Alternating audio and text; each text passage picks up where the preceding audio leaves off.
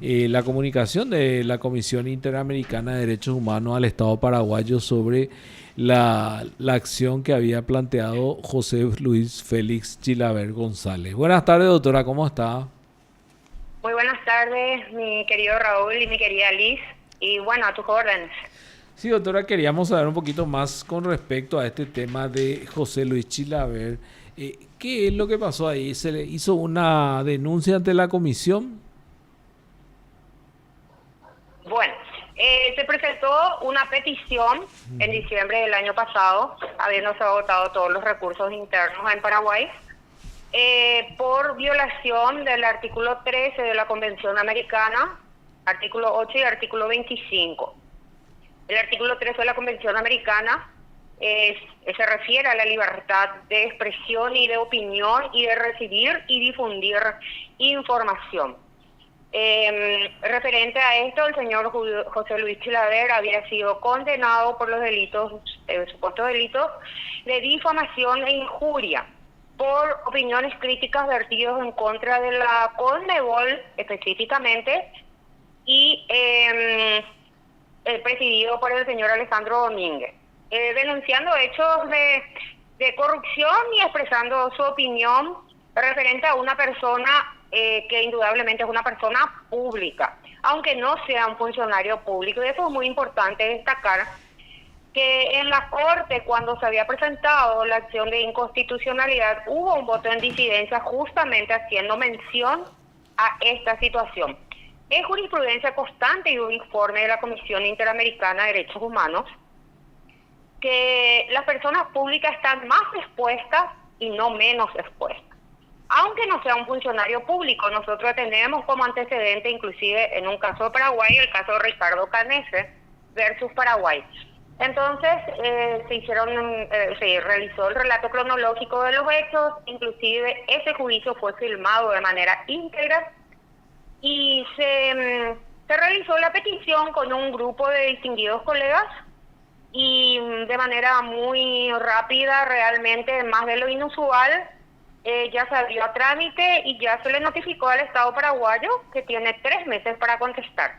Pero fundamentalmente es por violación del artículo 13 del derecho de libertad de expresión, el artículo 8 garantías judiciales y el artículo 25 que se refiere a recursos expectativos. ¿Qué significa? Que no solamente tienen que estar los recursos abiertos o a disposición de los ciudadanos, sino que estos tienen que ser efectivos para que realmente puedan precautelar los derechos. Todos en relación al artículo 1.1 y 2. También se pretende en este tipo de denuncias, como ya se había planteado en el caso de Ricardo Canese en su oportunidad y en otras denuncias que afectan la libertad de expresión, que los delitos de difamación, calumnias e injurias en realidad, cuando tendrían que ver la posibilidad de despenalizarse, para que si eventualmente hubiese daño o perjuicio de personas que no están expuestas al escenario público, puedan pedir resarcimientos, pero en el fuero civil y no en el penal, porque socava la democracia, la posibilidad que se le da al Estado de acallar voces críticas y disidentes, sobre todo cuando las denuncias son hechos de corrupción. Entonces, ese es un poco el panorama, Raúl. En este caso, estábamos viendo, doctora, no sé si...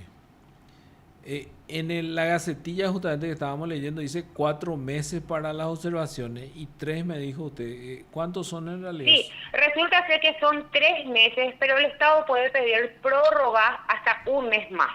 Ah, ahora entiendo. No, y el reglamento, el artículo 30.3 del reglamento prohíbe, antes podía el Estado solicitar una prórroga por igual plazo, pero actualmente el reglamento permite 3 meses le da de plazo, pero si el Estado considera, solicita un mes más. Por eso es que prácticamente siempre ya se visualiza los 4 meses, pero siempre los peticionarios controlamos, porque al momento de presentar las observaciones, el Estado, la contestación del traslado, por lo menos este gobierno, cuestiona todo como si fuese causas nacionales, y hay que entender que las denuncias internacionales no son como las denuncias a nivel nacional.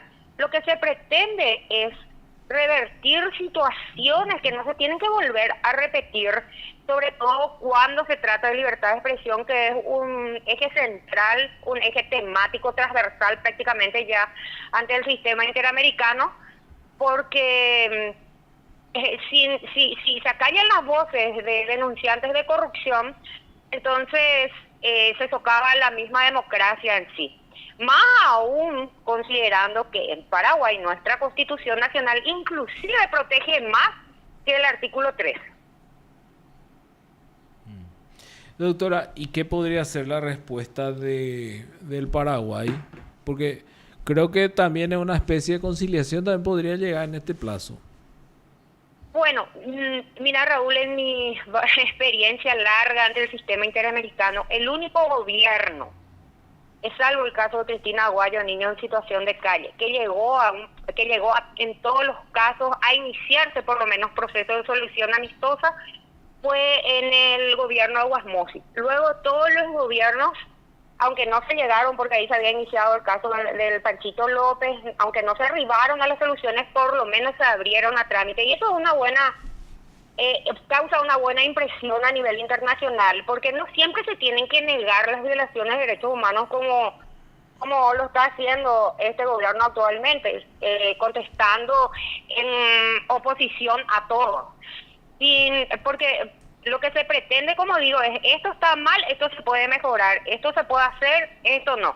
Y yo creo que es un mal endémico en Paraguay la corrupción, y eso es innegable. Entonces, si encima a las personas que denuncian se les querella, más aún cuando se violentan las garantías del debido proceso, es peligroso, porque la libertad de expresión es una de las piedras angulares necesarias en toda democracia para seguir avanzando. Doctora, Paraguay, que yo sepa, en dos casos, uno de la dictadura de Stroessner y otro también de Santiago Leguizamón, que no tenía todavía la jurisdicción de la Corte Interamericana, se allanó a que sean juzgados. ¿Quiénes fueron los que pidieron, o sea, se allanaron a eso? ¿Admitieron la...? No, pero se allanaron al momento de que llegó a la Corte, no se allanaron durante el largo proceso ante la comisión. Resulta ser... No, digo, lo que digo es que permitieron la jurisdicción de la Corte pese a que no estaba todavía Paraguay dentro de la jurisdicción de la Corte Interamericana. Bueno, te explico qué es lo que se aplica. La Declaración Americana de los Derechos y Deberes del Hombre ya tenían protecciones que son las utilizadas anteriores al año 1993, que Paraguay le da jurisdicción a la Corte. Entonces, todos los casos de la época de la dictadura, que ya muy pocos han llegado, el caso del doctor Agustín Oiburu es uno de ellos, se aplicó la Declaración Americana de los Derechos y Deberes del Hombre. Entonces, eso desde la Carta de la Organización de Estados Americanos ya estaba vigente durante la época de la dictadura, y es lo que se aplicó también interpretando el principio de jurisdicción universal cuando se trata de violaciones de delitos de lesa humanidad. ¿Qué gobierno, me preguntas, es el que se allanó? Sí, el que dijo que, bueno, se sometía. En el caso del doctor Agustín Oiburu, entiendo, si no me equivoco, mi estimado Raúl, fue durante el gobierno de Nicanor Duarte Fruto. Ah, ya, Nicanor Duarte. Y el de... Pero ese, o sea, el mecanismo de utilizar... Perdón, ¿cómo? ¿Y el de Leguizamón? El de Santiago Leguizamón salió el año pasado, ya durante la vigencia de este gobierno. O sea, este gobierno es el que se sometió entonces a la... ¿Cómo se llama? A la jurisdicción de la Corte. Luego, sí. A la Corte. Y además hay procedimientos ante el sistema. Si no se oponen las excepciones, diríamos que yo, por ejemplo, falta de agotamiento de recursos internos, o falta de jurisdicción, o falta de competencia, se tiene que interponer desde el primer momento y no ya en una instancia ante la Corte. Pero en el caso de Santiago Leguizamón, el Estado paraguayo se allanó. Eso no implica igual que la Corte estudie, vea las pruebas, cómo se hizo, y dicte su sentencia y luego haga el seguimiento de la ejecución de la sentencia. Entiendo. Y justamente hablaste de un punto que la vez pasada estábamos viendo, esta jurisdicción universal. Acá en Paraguay también está vigente y podría aplicarse en cualquier caso, doctora. Claro, debería de aplicarse. El principio de jurisdicción universal se encuentra en convenciones ratificadas por Paraguay para prevenir y sancionar la tortura. Y además, en casos de que hay casos particulares, como por ejemplo justamente el que recién mencioné, el del caso del doctor Agustín Goiburú, cuando hay desapariciones forzadas de personas y nunca se llega a encontrar los restos, son delitos continuos. Esos son delitos en el tiempo. ¿Por qué? Porque nunca se encontró el cuerpo, y así lo establecen las convenciones. Entonces, en caso de desapariciones forzadas, no hay ninguna duda, estuvo vigente al momento del secuestro y seguía vigente. En otros casos, el principio de jurisdicción universal se encuentra no solamente en convenciones ratificadas por Paraguay sin reservas, y esto es importante, sin reservas, porque si hay un país que suele aplicar reservas cuando ratifica algún instrumento internacional, suele ser Brasil, por ejemplo, y otros países. Y en el caso de Estados Unidos no ratifica, luego tiene ratificado 2 o 3 convenciones nada más. Pregunto por el tema de Maduro de la Argentina, no, pero ese de la Corte Penal Internacional he visto, no. Es otra cosa. La Corte Penal Internacional se rige por el Estatuto de Roma y persigue individualmente a las personas que hayan cometido hechos punibles que se encuentran en el estatuto personalmente. El Sistema Interamericano de Protección de Derechos Humanos lo que busca es que los estados que forman parte cumplan su rol de garante, de garantizar los derechos y las garantías contenidas en la Convención. Entiendo. Es al Estado, no se le individualiza a la persona. Ante la Corte Penal Internacional se le individualiza a la persona, tiene otro procedimiento, hay un fiscal acusador, y bueno, busca individualizar a las personas. Justamente a mí me pareció muy llamativo en los casos de Palestina e Israel, que fueron declarados inclusive con órdenes de capturas internacionales, tanto al gobernante de Israel como individualizándole a los dirigentes de Hamas, ambos a la vez. Entiendo. Doctora, aprovechando, ¿cómo está? Lija Costa le saluda. El viernes está previsto... Súper bien. El viernes está previsto iniciar el juicio contra Ramón González Dar. ¿Eso sigue vigente o...? Sí, de nuestra parte sí. Uh-huh. Se va a realizar por medios telemáticos con relación al señor Ramón, porque está quejado de varios problemas de salud. Realmente esa decisión humanitaria por parte del Tribunal de Sentencia, realmente agradecemos, aunque es un derecho, porque si no es muy difícil para una persona de la tercera edad, como la última vez que le trasladaron a Luque, que siquiera podía subirse en las escaleras, ¿verdad? Entonces, de nuestra parte, nosotros estamos para que se realice el juicio oral y ya se pueda visualizar entonces de qué forma mi representado pudo o dicen que accedió a 471 cheques, porque en realidad nunca se encontraron esos cheques en su poder, todo lo contrario. Entiendo que el señor Antevi fue el que acercó cheques a la Fiscalía, y la declaración de mi representado ante la Fiscalía claramente menciona que fue el señor Antevi el que se constituyó en su oficina, y él es el que tenía los cheques, y bueno, y él fue el que presentó ante el juzgado. Entonces sería bueno, por lo menos la Fiscalía, si quiere investigar en serio, preguntarle al señor Antevi cómo fue que consiguió esos cheques. Claro, es palabra contra palabra, y como mi representado es el árbol caído y que todo el mundo hace leña, ni siquiera toman en cuenta eso, pero los cheques que fueron acercados por el señor Antevi, no producto de algún secuestro o allanamiento.